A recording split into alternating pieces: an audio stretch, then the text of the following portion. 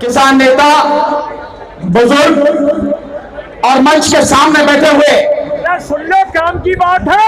बुलंदशहर के और बुलंदशहर के अलावा जगह जगह से आए मेरे किसान भाइयों, मेरे बुजुर्ग, माताएं, बहनें, आप सभी को मेरा जय हिंद, आदाब, नमस्कार, सत श्री अकाल। साथियों, ये जो तीनों कानून हैं, पहले आप ये समझे कि सरकार ने बनाए कैसे। इसको ऐसे समझने में थोड़ा सही लगेगा कि मानो मेरे पास जमीन है, मेरे पास मेरी जमीन का अधिकार है और आपके पास में आपकी जमीन का अधिकार है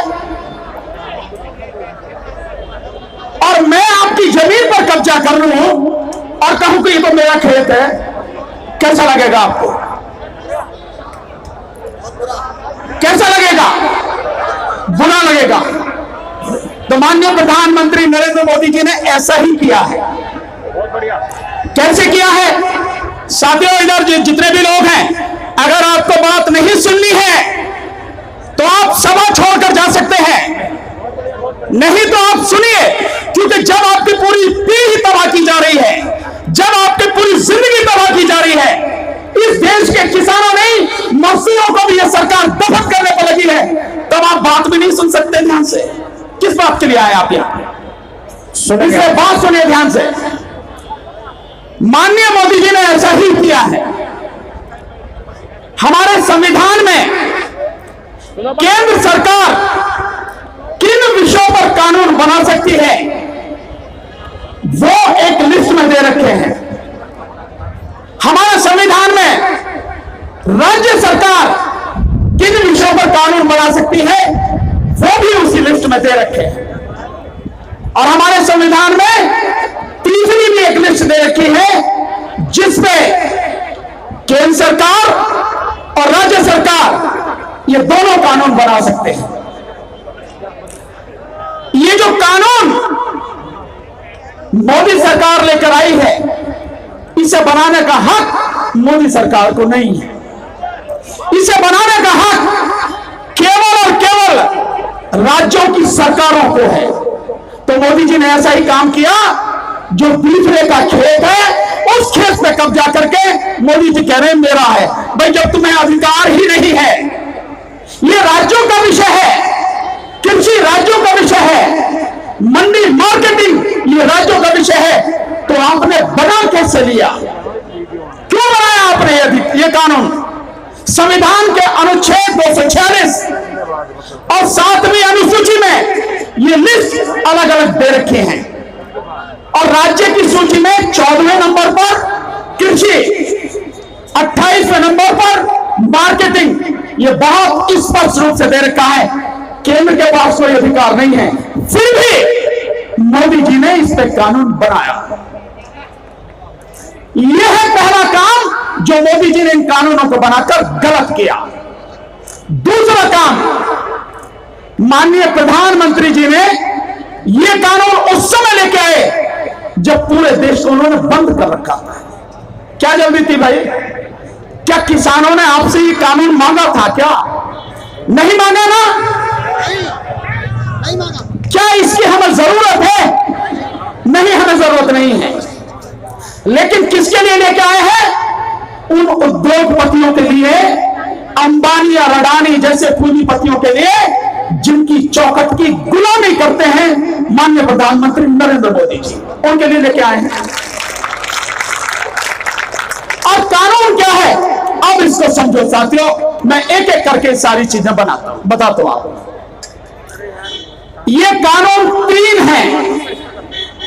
एक कानून आवश्यक वस्तु अधिनियम यानी इसेंशियल कमोडिटीज एक्ट, उसमें व्यवस्था है कि क्योंकि देश हमारा गरीब है तो कुछ चीजों पर नियंत्रण रखना पड़ता है, कंट्रोल रखना पड़ता है, ताकि देश के हर व्यक्ति को रोटी मिल सके, उसका पेट भर सके। इसलिए अनाज, चावल, आलू, प्याज, ऐसी चीजें हैं जिन पर सरकार ने रोक लगा रखी थी। कोई भी व्यापारी इस सीमा से ज्यादा इनका स्टॉक नहीं कर सकता, इन्हें गोदामों में बंद करके नहीं रख सकता। इस कानून में बदलाव किया मोदी सरकार ने और कह दिया नहीं, केवल जब युद्ध चल रहा हो और जब भयानक महामारी हो, केवल उसी समय इन पर रोक लगाई जाएगी, अन्यथा कोई रोक नहीं होगी। व्यापारी जितना चाहे उतना अपने गोदाम में भर सकता है, अब रोक नहीं है, खत्म। एक कानून ये है। दूसरा कानून है, जो मंडी समितियां हैं, मोदी जी कहते हैं कि इन मंडी समितियों के साथ हम निजी मंडियां लेकर आ रहे हैं और किसान को ऑप्शन दे रहे हैं, यानी किसान को एक विकल्प दे रहे हैं, अपनी पैदावार जहां चाहे जिस जगह चाहे बेच ले, चाहे अमेरिका में बेच ले, चाहे लंदन में बेच ले, जर्मनी और इटली में बेच ले, इस मंडी में या उस मंडी में बेच ले। मैं एक बहुत छोटी सी बात जानना चाहता हूं। हमारे देश में सरकार के हिसाब से 14 करोड़ 64 लाख किसान हैं। सरकारी आंकड़े हैं, मेरे नहीं है, सरकारी आंकड़े। सरकार कहती है इन 14 करोड़ 64 लाख में से 85% गरीब किसान है, छोटा किसान है, यानी जिस पर 2 हेक्टेयर से कम जमीन है, मतलब 5 एकड़ से कम जमीन जिस पर है, वो किसान छोटा किसान है सरकारी परिभाषा के अनुसार। ऐसे किसान 85%, यानी 12.5 करोड़ हमारे देश में छोटे किसान हैं। और कहते हैं कि ये छोटे किसानों के लिए कानून लेकर आए हैं, वो अपनी उपज को जहां चाहे वहां बेच ले। मैं भी किसान हूं, आप भी किसान हैं, मुझे बताएंगे कि कोई अपनी 5 कुंटल 10 कुंटल 8 कुंटल जो पैदावार है, गेहूं है, धान है, उसे बेचने के लिए लंदन जाएगा क्या? बड़ी अजीब बात है। जर्मनी जाओगे उसे बेचने के लिए या अमेरिका बेचने जाओगे? नहीं। इसका तरीका यह है कि किसानों के लिए मंडी उसके गांव से जितनी करीब हो उतना ही उसके लिए बढ़िया है, क्योंकि उससे ज्यादा वो जाएगा नहीं, जा नहीं सकता है। यह प्रैक्टिकल चीजें हैं, ये व्यावहारिक चीजें हैं। लेकिन मोदी जी कहते हैं कहीं भी आप चले जाओ उनके लिए मंडी लाए हैं। तो निजी मंडियों में मोदी जी का कहना है इस कानून के अनुसार जो ये मंडी आपकी चल रही है, मंडी समिति, इनमें जो टैक्स लगता है 6%, कहीं 4% है, इस टैक्स की जरूरत नहीं है। और कोई भी व्यक्ति जिसके पास पैन कार्ड है वो वहां जाके खरीदारी कर सकता है। इस चीज का असर क्या है जरा आप इसको समझें।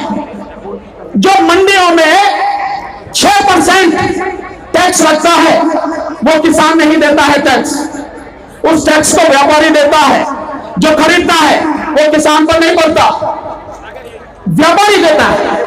और टैक्स आपने खत्म कर दिया, इसका मतलब यह है कि सरकार को, राज्य सरकार को जो इन मंडी समितियों से हजारों करोड़ रुपए की सालाना की इनकम होती थी, जिससे राज्य अपना खर्चा चलाते हैं, वो अपना खर्चा, वो टैक्स, उनकी इनकम जो है वो आपने खत्म कर दी।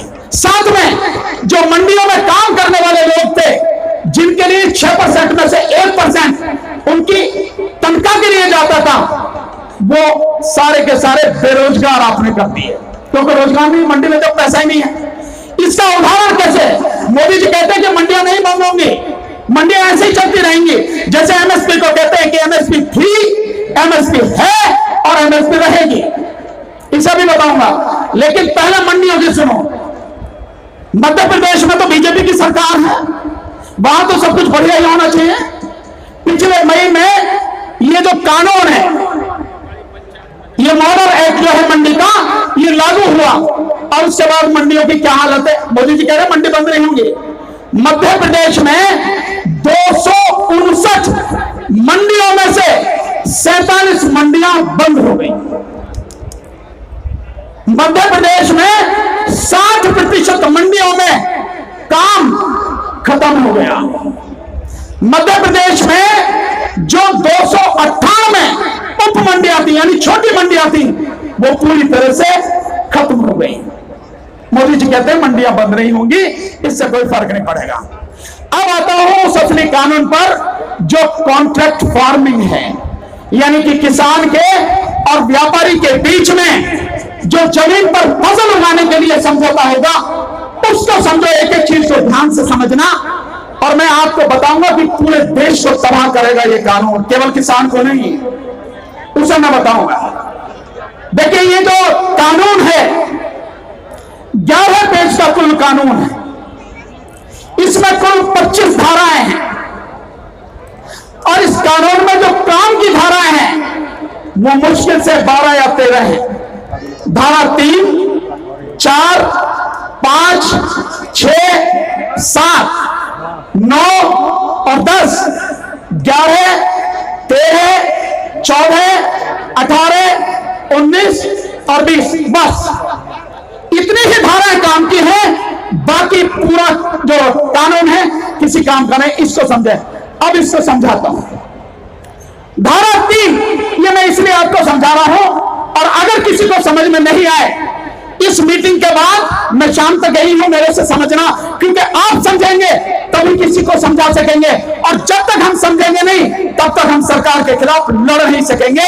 इसलिए लड़ने के लिए इस कानून को समझना बहुत जरूरी है। धारा 3 में कहा गया है साथियों कि किसान के और व्यापारी के बीच में जो समझौता होगा, उस समझौते में, एग्रीमेंट में क्या क्या लिखा जाएगा। नंबर 1, किसान उस समझौते के तहत अपनी जमीन पर कौन सी फसल उगाएगा, और जो फसल वो उगाएगा उस फसल की क्वालिटी, उसका ग्रेड, उसकी स्टैंडर्ड, ये अंग्रेजी के शब्दों पर ऐसा समझो कि कैसा जो फसल है वो कैसी चाहिए उसे, मोटे शब्दों में ऐसा समझो कि कैसी फसल उसे चाहिए जो वो एग्रीमेंट के तहत खेत में बो रहा। और इस फसल के लिए बीज, खाद, कीटनाशक, मशीनरी और टेक्नोलॉजी वो व्यापारी ही देगा, जिस व्यापारी के साथ में आपकी फसल का समझौता होगा। इसका मतलब यह है कि आप अपनी मर्जी से कुछ भी, ना बीज खरीद सकते हैं, ना खाद खरीद सकते हैं, ना कीटनाशक खरीद सकते हैं, ना मशीन खरीद सकते हैं। मतलब आप उस एग्रीमेंट के माध्यम से, उस समझौते के माध्यम से पूरी तरह से बंध गए और उस व्यापारी के कब्जे में आ गए। अब आपका अपना कुछ नहीं रहा। आज की तारीख में तो आपको लगता है यार बीज इस दुकान पर बढ़िया नहीं है, तो दूसरी दुकान से ले लोगे। अगर लगता है खाद यहां पर महंगा मिल रहा है, तो दूसरी जगह से ले लोगे। अगर लगता है मशीन यहां नहीं यार, वहां ठीक है, सस्ती भी है, वहां से ले लोगे। कीटनाशक ये ठीक नहीं है, ये वाला ठीक है, वो ले लोगे। एग्रीमेंट के बाद नहीं लोगे आप। एग्रीमेंट के बाद आपकी ये स्वतंत्रता खत्म। आप कुछ नहीं कर सकते। जैसा वो व्यापारी कहेगा, जैसा वो व्यापारी चाहेगा, ऐसा ही आपको खाद, बीज अपनी फसल में इस्तेमाल करना पड़ेगा। इसको और समझो और बढ़िया तरीके से। जब जिस फसल के साथ में एग्रीमेंट हो गया व्यापारी के साथ में, ये मानो कि गन्ने का हो गया, क्योंकि ये तो पूरा इलाका गन्ने की बेल्ट है। मानो गन्ने की फसल का एग्रीमेंट हो गया और आपको लगे गन्ना बढ़िया है, तोड़ के खा लूं, नहीं खा सकूं। आपको लगे गन्ना यार अपने बच्चों के लिए ले जाऊं, नहीं ले जा सकते, क्योंकि एग्रीमेंट है ना। आपको लगे यार मेरे दोस्त आए हैं, ये बाबूजी आए हैं, नेताजी आए हैं, जरा एक गड्डी इनको रख दो, गन्ने बच्चे खा लेंगे। नहीं, एक गन्ना भी दे नहीं सकोगे, एक गन्ना भी अपने बच्चों के लिए दे नहीं सकोगे। माना मक्का की खेती हो और लगे आप और हम तो खेत में 10 कुकुड़ी तोड़ के और वहीं पे ढूंढ के चला जा बैठ के, और पड़ोसी भी आओ खा लिया, यही हुआ ना। लेकिन इस एग्रीमेंट के बाद आप अपने बच्चों के लिए भी उस खेत में से, उस फसल में से एक भुट्टा भी, एक कुकुड़ी भी लेके नहीं जा सकते हो। ये कानून है। इस कानून को लेके आए हैं मोदी जी। मतलब हमें अपने ही खेत में, खेत के कहने को मालिक से मजदूर बना दिए और अपने ही खेत में हम कुछ नहीं ले सकते। ये कानून है, ये कानून माननीय मोदी जी लेकर आए हैं। अब इसके आगे ये जो खाद, बीज, तकनीक और कीटनाशक व्यापारी जो आपको देगा, अपनी ही कीमत पर देगा, आपकी कीमत पर नहीं। जो उसने रेट तय कर रखे हैं उसी रेट पर देगा, आपके हिसाब से नहीं देगा। और इस देश में, मैं दुनिया की नहीं कहता, पर इस देश में किसान ही एक ऐसा व्यक्ति है जो कुछ उगाता है उसके दाम वो तय नहीं करता, उसके दाम या तो सरकार तय करती है या उसे खरीदने वाला व्यापारी तय करता है। लेकिन किसान के अलावा जो और कोई भी कुछ भी चीज बनाता है उसके दाम वही तय करता है, उसको चीज को वही बेचता है। यह है विडंबना। तो हमें जो खाद देगा, बीज देगा, कीटनाशक देगा, वो व्यापारी अपनी कीमत पर देगा। इसका मतलब साफ कि हमारी खेती की जो लागत है वो खेती की लागत बढ़ जाएगी, कम नहीं होगी, खेती की लागत बढ़ जाएगी। और जब खेती की लागत बढ़ जाएगी तो किसानों की आय दुगनी कैसे हो जाएगी, बताना भाई। हाँ, हमारी फसल की कीमत बढ़े तब तो आय दुगनी हो सकती है, लेकिन लागत अगर बढ़ जाएगी तो आय दुगनी कैसे हो जाएगी। साथ में साथियों, अब इसके बाद में उसी एग्रीमेंट में एक और चीज लिखी जाएगी। उसी एग्रीमेंट में लिखा जाएगा कि इस फसल की कीमत क्या होगी, किस भाव से व्यापारी उससे फसल खरीदेगा। अब यहां पर एमएसपी को ध्यान करिए साथियों। एमएसपी जानते हैं ना आप, minimum support price, minimum support price MSP. वो एमएसपी अगर कानून भी बना दे सरकार, मैं आपसे सीधा पूछता हूं, अगर कल सरकार कानून भी बना दे और ये कानून लागू रहते हैं, ये कानून लागू भी रहते हैं और एमएसपी को सरकार कानून भी बना दे, तब भी एक किसान को एमएसपी नहीं मिलेगी। क्यों नहीं मिलेगी? बहुत सीधा सा सवाल है। जब जो खेत में उगने वाली फसल है वो तय हो गई और उसकी कीमत भी व्यापारी और किसान के बीच में तय हो गई, तो एमएसपी कैसे मिलेगी आपको? जब दो लोगों के बीच में फसल की कीमत पहले ही तय हो गई, बोने से पहले, तो सरकारी एमएसपी कैसे मिलेगी? नहीं मिलेगी ना। यही एक बड़ा भयानक षड्यंत्र है जो इस कानून के माध्यम से सरकार एमएसपी को खत्म करना चाहती है। तुम कितनी कोशिश कर लेना, ये कानून अगर रहेंगे, एमएसपी को कानून में बना देंगे, एक भी किसान को एमएसपी नहीं मिलेगी। जो मोदी जी कहते हैं ना संसद में, एमएसपी थी, एमएसपी है और एमएसपी रहेगी, कहीं नहीं रहेगी। और मोदी जी की बात और कुत्ते की लात में कोई फर्क नहीं है, इतना ही है। मोदी जी समझ रहे हैं कि हम नहीं जानते, लेकिन मोदी जी ये नहीं जानते, मोदी जी तुम तो अनपढ़ आदमी हो, अबे हम तो पढ़े लिखे, जाने हैं क्या देखा तुमने कानून में। ये है स्थिति, इसको समझने की जरूरत है। तो एमएसपी खत्म हो गई, नहीं होगी एमएसपी खत्म, पहले ही मिल नहीं रही। और तो और इससे बड़ा जुर्म क्या होगा, यही इसको समझाऊंगा एक मिनट में। इस देश के गन्ना किसानों का 15,683 करोड़ गन्ने का बकाया पड़ा है। आप सब गन्ने के किसान हैं, है नहीं है? सारे के सारे, यहां से लेकर पूरा पश्चिमी उत्तर प्रदेश और कुछ पूर्वी उत्तर प्रदेश में भी है। बिहार में अब बेड़ा गर्क हो गया, नहीं तो वहां भी बहुत अच्छी गन्ने की फसल होती थी। तो किसानों का 15,683 करोड़ गन्ने का बकाया पड़ा है 2 साल का। और मोदी जी अपने लिए 20,000 करोड़ के 2 जहाज खरीद कर लाए हैं घूमने के लिए। अगर मोदी जी में जरा सी शर्म होती, मोदी जी अगर जनता की बात मानते या जनता के दुख दर्द से उन्हें जरा सा भी मतलब होता, तो 20,000 करोड़ के जहाज अपने लिए नहीं लाते, इन किसानों का बकाया सारा का सारा पहले भी चुकवाते।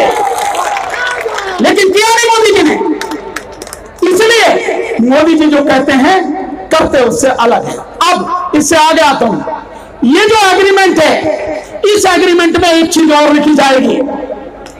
जो फसल है उस फसल की जांच पड़ताल किस किस समय होगी, नंबर 1 जब बोओगे तब होगी, नंबर 2 जब फसल बड़ी होगी तब होगी, और नंबर 3 जब फसल कट के जो व्यापारी है अपने गोदाम में ले जाएगा, उस गोदाम में ले जाने से पहले फिर जांच पड़ताल होगी। और अगर उस जांच पड़ताल के किसी भी स्तर पर जो चाहते हैं, वो जिस तरह की चाहते थे फसल जो एग्रीमेंट में लिखी, उसमें कहीं कोई कमी आई, और ये कमी आएगी, ये कमी आएगी, व्यापारी अपने हिसाब से करता है। मध्य प्रदेश का ही एक उदाहरण है, वहां पर तीसरी बार जब ले जाते हुए चेक करवाई व्यापारी ने फसल, तो उसे लेनी नहीं थी, इसलिए उसने कह दिया कि इस फसल में इस चीज की कमी है, मैं इसलिए नहीं लूंगा, ये फसल भैया आप अपने पास रखें। तो मर गया किसान, यानी एग्रीमेंट भी हो गया और सारी चीज उसने मेहनत भी करी, फिर भी किसान मर गया। ये चीज भी उस एग्रीमेंट में लिखी जाएगी, और इसके बाद एग्रीमेंट में यह भी लिखा जाएगा कि वो पैसा किसान को उसी फसल का कब मिलेगा, कैसे मिलेगा, सारी चीज उसमें लिखी जाएगी एग्रीमेंट में। और एक चीज और कि आपस में अगर विवाद हो जाए कि भाई ये जो बात कर रहे हो, किसको किसान कहने लगे भाई मैं तो इससे सहमत नहीं हूं, ये गलत है, एग्रीमेंट में ऐसा नहीं लिखा, या व्यापारी कहने लगे, आपस में कुछ झगड़ा होता है, कहां सुनी होती है, विवाद होता है, उसके लिए एक कमेटी समझौता समिति जो है उसकी भी उसी कानून में लिखी जाएगी कि ये लोग उस समझौता समिति में होंगे, विवाद होगा तो उसको ये सुलझाएंगे। अब एक एक करके आता हूं साथियों, एक मिनट को ये मानिए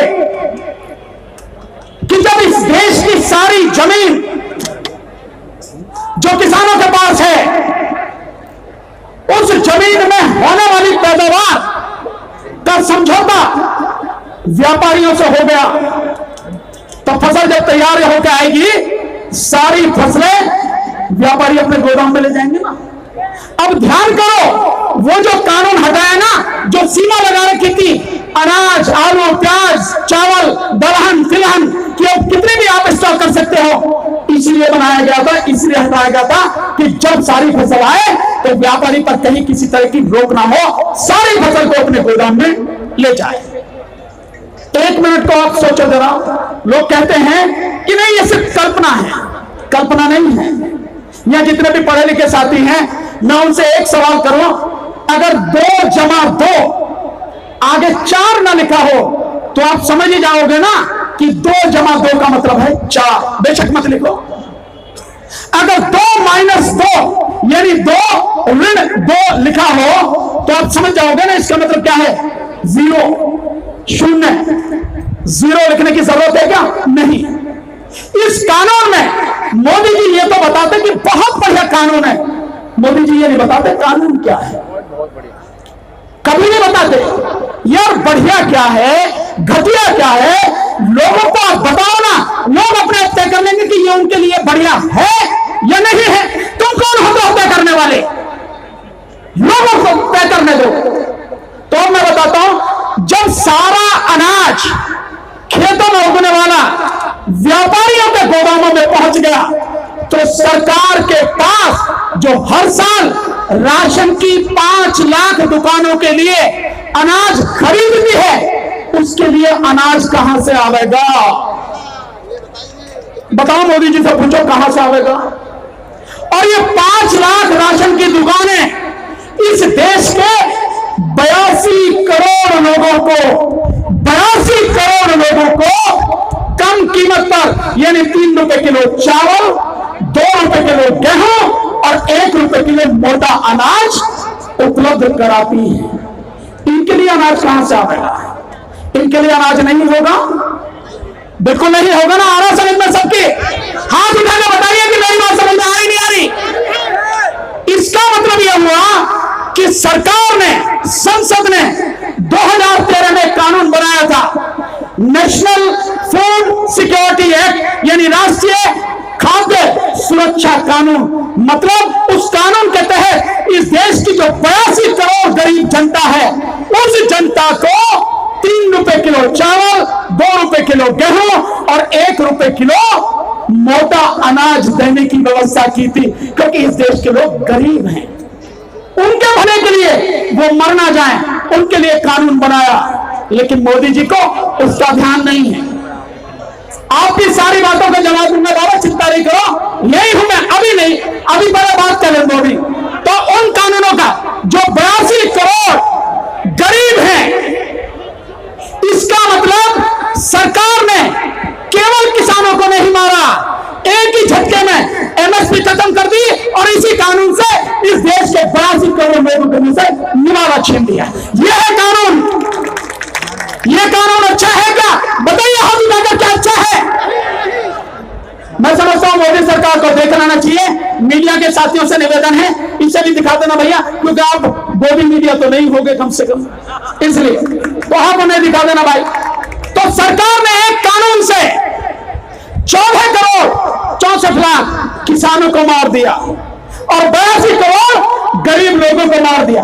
मैं 82 करोड़ क्यों कह रहा हूं? कोरोना के काल में जब पूरे देश को बंद कर रखा था मोदी जी ने, आपको ध्यान है मोदी जी ने कहा था नवंबर तक इस देश के 80 करोड़ लोगों को 5 किलो अनाज और 1 किलो चना सरकार देगी। इसका मतलब सरकार मानती है देश में 80 करोड़ लोग गरीब हैं, 2 वक्त की रोटी के लिए मोहताज। तो आप थोड़ा सा पीछे आइए, एक तो 14 करोड़ किसान, 82 करोड़ गरीब और मजदूर, 5 लाख राशन की दुकान खात्मा, और साथ में जो व्यापारी कोई बीज बेचता है, कोई खाद बेचता है, कोई मशीन बेचता है, कोई कीटनाशक बेचता है, जब वो व्यापारी आपको दे देगा तो ये व्यापारी नहीं मर जाएंगे, इनकी दुकान बंद नहीं हो जाएगी? बताइए आप, मैं तो आपसे पूछ रहा हूं। जब एक व्यापारी ही आपको देगा तो ये जितने भी छोटे व्यापारी हैं इन सबका खात्मा हो जाएगा। बिल्कुल, बहुत आलिया। मैं अभी 5 मिनट में ये सारी बात खत्म करता हूं। बहुत बहुत धन्यवाद मंच का कि मुझे पूरा समय दिया है बोलने का, आभारी हूं आपका। लेकिन यह वादा करता हूं आप लोग, अगर ये कानून आपकी समझ में आ रहा है जैसे मैं बता रहा हूं, तो आप समझ जाएंगे कि ये बीजेपी सरकार, ये मोदी सरकार इस देश को किस तरह से तबाह करने पर तुली हुई है। और मैं आपसे कह रहा हूं, जब तक इस सरकार को उखाड़ कर नहीं फेंकोगे, तुम्हारी समस्याओं का समाधान होने वाला नहीं है किसी भी कीमत पर। अब आगे साथियों, अब साथियों एक चीज हो, जब सारा अनाज व्यापारियों के गोदाम में चला जाएगा तो इस देश का व्यापारी और बड़ा व्यापारी अपने लिए जीता है, आम लोगों के लिए नहीं जीता। मेरा अब तक का तजुर्बा है, वो सिर्फ और सिर्फ अपने लिए जिंदा, किसी और के लिए नहीं। बिल्कुल, मैं आपकी बात समझ रहा हूं, खत्म करता हूं। तो वो जो व्यापारी है, जब अनाज उसके गोदाम में चला जाएगा वो तब निकालेगा जब उसकी कीमत बढ़ेगी, और कीमत में वही बढ़ाएगा, कीमत में वही बढ़ाएगा।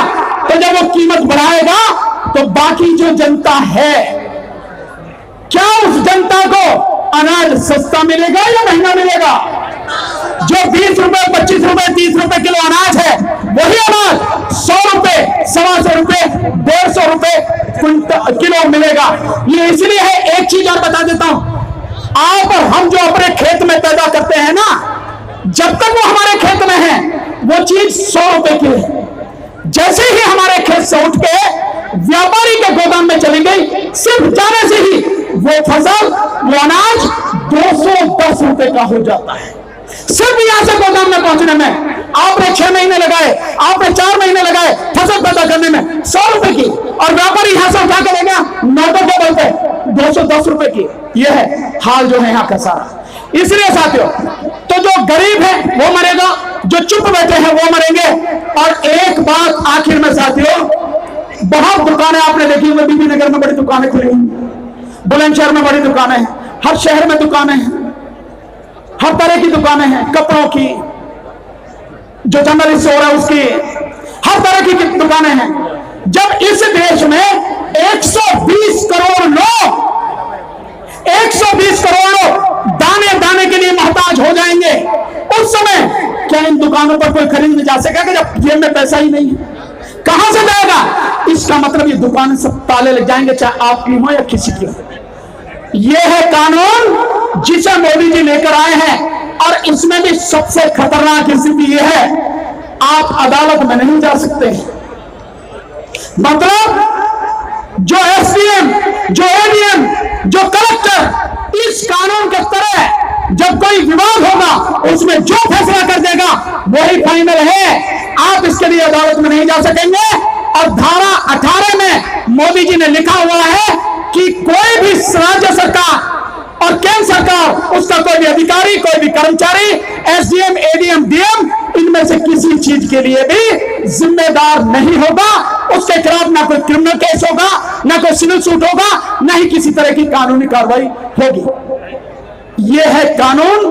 बार बार मुझे कहा जा रहा इशारा, और सही भी है, मंच पर और साथियों को बोलना है, बात और है, लेकिन संक्षेप में यह है कानून। अगर आप समझते हो ये सही है तो आप सरकार का साथ दीजिए, और अगर समझते हो गलत है तो अपनी आने वाली पीढ़ी को बचाने के लिए पूरी ताकत के साथ लड़िए।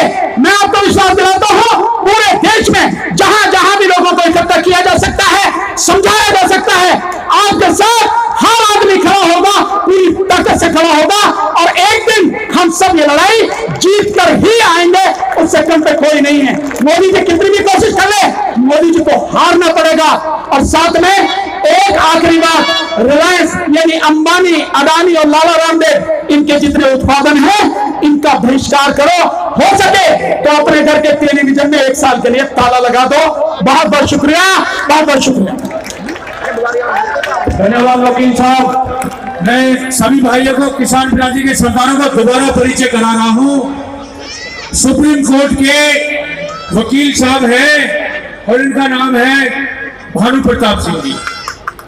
बहुत अच्छी तरीके से आपको समझाया वकील साहब, आपके लिए बहुत बहुत धन्यवाद। एक बात और बता दे रहा हूं, मैं आपका ही हूं। बुलंदशहर जिले में वीरखेड़ा गांव है, वो मेरा गांव है, मेरी जमीन जायदाद आज भी है वहां पर। तो मैं आपका अपना हूं, लेकिन किसी भी हालत में कानूनी मुद्दे पर आपको कमजोर नहीं पड़ने दूंगा, ये मेरा वादा है। धन्यवाद, बहुत बहुत धन्यवाद।